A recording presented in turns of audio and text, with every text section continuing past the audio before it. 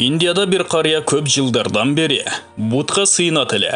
Bir күн башына bir оор иш түшүп, бутына келип жардам сурайт. Бирок эч бир жардамын көрбөйт.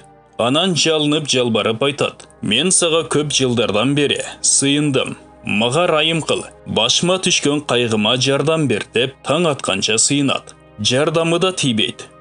Акыры ал буттан үмүтү үзүлөт. Анан ойуна ушундай ой түшөт: "Эми мен бардык асмандарды, жерди, бардык нерселерди жараткан Кудайга кайрылайын" деп дуа кылат.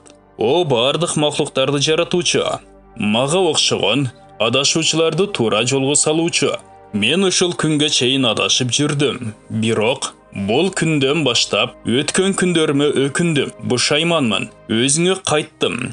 Менин ажеттеримди аткарган деп дуа кылды эле. Аллах Таала анын дуасын кабыл кылып, ажетін аткарды.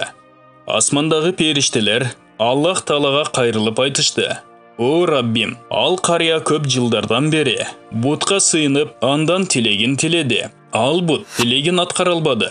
Өзүңө кайрылып, бир жол эле дуа кылып ажетін сураганда, анын ажетін аткардың да" дегенде, Аллах Таала айтты: "Туура, ал буттан ажетін сурады эле. Ал аткарбады. Мага кайрылып ажетін сураганда, мен да аткарбай койсом, анда мени менен буттун арасында эч кандай айырма болбой калат эле го."